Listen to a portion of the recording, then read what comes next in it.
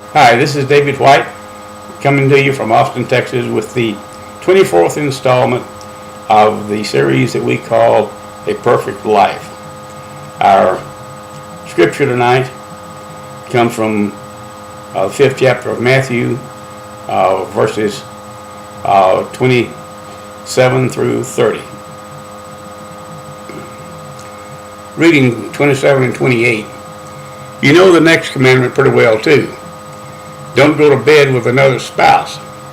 But don't think you've preserved your virtue simply by staying out of bed. Your heart can be corrupted by lust even quicker than your body. Those leering looks you think nobody notices, they also corrupt. Now, I'm using the Message interpretation of the Bible in this, as we've done in the last few. I used the Message this time for several reasons, but it says don't go to bed with another spouse. Well, in the King James, for instance, and others, says refers to it as woman, and this is a broader definition here. And then this word lust. Lust has multiple meanings, even in our dictionary. It can mean intense sexual desire. It can mean an intense desire for power. I have read recently that Jesus used the word when he said he had lusted after the Last Supper, and what he was going to say to them, his disciples, during that time. So this word lust can have a number of meanings, both in Jesus' day and in ours. Now, the thing about adultery is this. In Jesus' time, a wife was essentially a chattel, and so committing adultery with a woman by a married man, or by a married man with a married woman, or an unmarried man with a married woman, would essentially be stealing somebody else's property, and that was a no-no. Now, a bigger problem with adultery during that time and during our time is this thing of lineage. The Hebrews placed great store in lineage, which meant that they placed great store in knowing for sure who the daddy was. But then, of course, the big thing about adultery is that it works against trust. Anything that is done in secret for the reason of getting away with something is a danger to any relationship that we might want to talk about.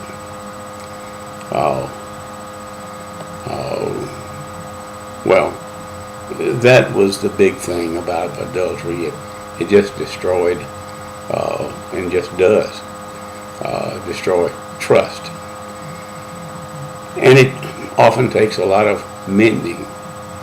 Certainly, we all have sexual problems, and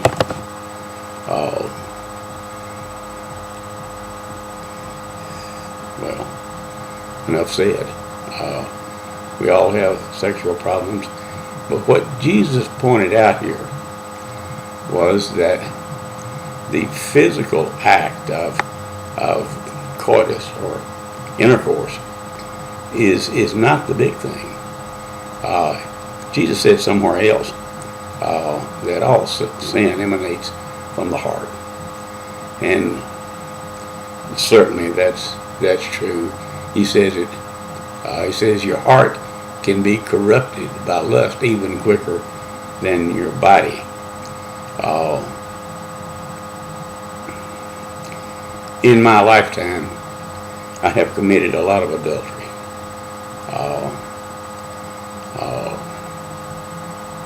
Came to an end about 25, 26 years ago.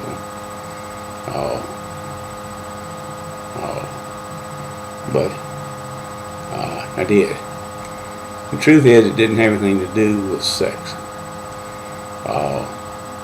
My, to use a local or a current buzzword, my self-esteem was so low that I had to continually prove that I was okay. And this is a quick way to do it.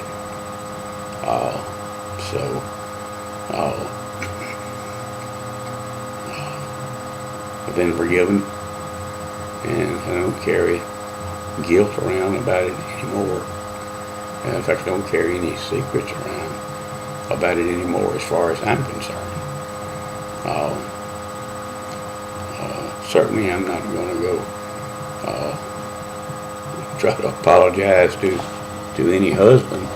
So that is just opening a can of worms that doesn't need to be opened.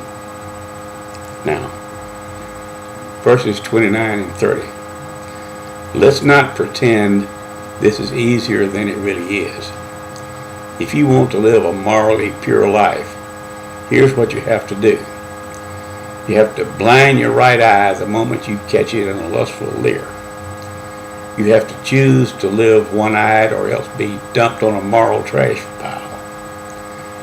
And you have to chop off your right hand the moment you notice it raised threateningly. Better a bloody stump than your entire being discarded for good in the dump. Now,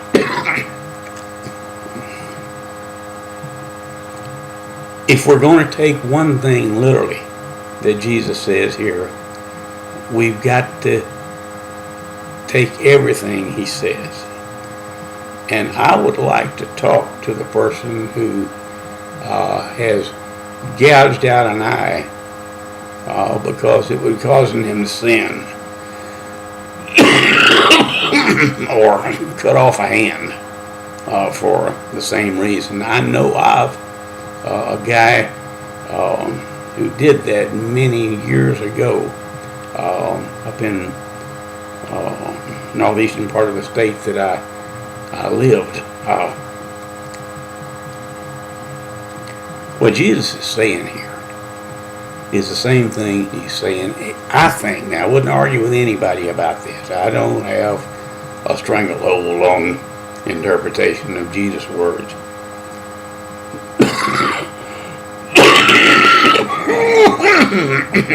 Excuse me. What I think he's saying here is the same thing he was saying all along, is get your heart right. Do right. And things will work themselves out.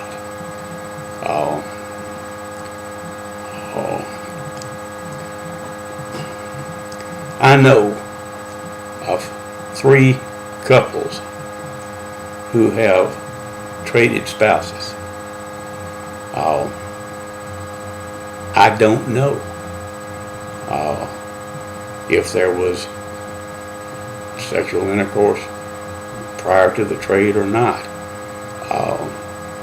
First I ran across, the 2 old boys worked for the New York Yankees. They were both pitchers, I believe, and they were run out of baseball for doing it. I know a couple of others. One that I know has had, both couples have had great marriages, from what I can find out, since they traded spouses. That may better be talked about in the next segment when we're talking about divorce. But once again, Jesus is just, in the course of a life, so many circumstances can come into play that Jesus never laid down any hard and fast rules other than keep your heart right and keep your ego out of it, and then follow your heart. Now, don't anybody take me here trying to absolve myself of any wrongdoing, because until I was in my early 40s, I violated the principle of not having my heart right for many years, and so I'm not trying to absolve my guilt, if you want to call it that. I'm just trying to say that Jesus was consistent here in his message, and we've stated it over and over again. Thank you for watching this time, and until next time, hope you have a good time. Good night.